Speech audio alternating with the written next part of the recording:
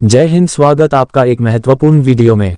8वें वेतन आयोग को लेकर राज्यसभा में सवाल पूछा गया और सरकार ने उसका जवाब भी दिया है, तो इस वीडियो के माध्यम से उसकी डिटेल्स जानेंगे। वित्त मंत्रालय ने 8वीं वेतन आयोग को लेकर की क्या जवाब दिया है। 8वां वेतन आयोग जो आप सभी के लिए जानना बहुत जरूरी है। जैसा आप यहां पर देख सकते हैं 6 फरवरी 2024 राज्यसभा में अनस्टार्ट क्वेश्चन नंबर जो है 395 government of India ministry of finance department of expenditure से सवाल पूछा गया। इंफॉर्मेशन रिगार्डिंग 8th पे कमीशन। संसद सदस्य श्री रामनाथ ठाकुर द्वारा 3-4 प्रश्न सरकार से पूछे गए 8वीं पे कमीशन के बारे में। पहला क्वेश्चन है, सरकार ने 7वें वेतन आयोग का जो पैरा 1.22 है उसे पर अभी तक अप्रूवल क्यों नहीं लिया। पारा 1.22 क्या कहता है उसकी जानकारी में वीडियो में आपको आगे बताऊंगा। दूसरा प्रश्न, क्या सरकार 8वां वेतन आयोग का गठन इसलिए नहीं कर रही है कि सरकार के पास पैसे नहीं है और वह इसका बोझ नहीं उठा सकती? यदि हाँ, तो ऐसी स्थिति का ब्यौरा और कारण क्या है, और यदि नहीं तो क्या कारण है कि 5वीं सबसे बड़ी अर्थव्यवस्था वाला अपना देश भारत 8वां केंद्रीय वेतन आयोग स्थापित नहीं कर रही है और पिछले 30 वर्षों में अभूतपूर्व मुद्रास्फीति का सामना कर रहे केंद्र सरकार के कर्मचारियों के वेतन में संशोधन क्यों नहीं कर रही है? इन सभी प्रश्नों का जवाब वित्त मंत्रालय में राज्य मंत्री श्री पंकज चौधरी द्वारा दिया गया।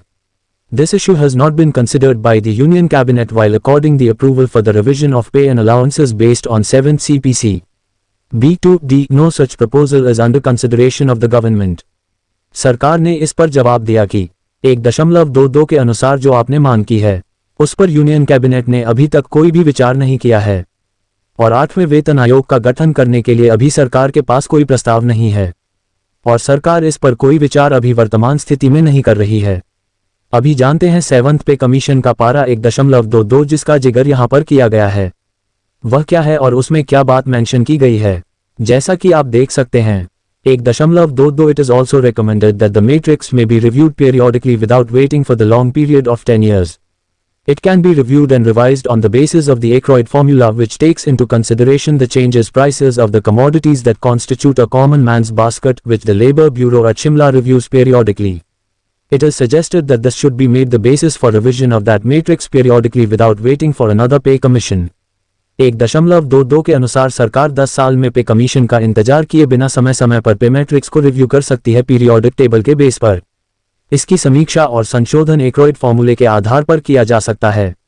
AICPN के आंकड़े जो कि श्रम ब्यूरो शिमला के द्वारा हर महीने दिए जाते हैं, सरकार चाहे तो उसके आधार पर कर्मचारियों को राहत दे सकती है। इसे किसी अन्य वेतन आयोग की प्रतीक्षा किए बिना समय समय पर उस मैट्रिक्स के संशोधन का आधार बनाया जाना चाहिए। यह था महत्वपूर्ण अपडेट। जानकारी अच्छी लगती है लाइक शेयर, चैनल को सब्सक्राइब नहीं किया सब्सक्राइब जरूर करें। जय हिंद।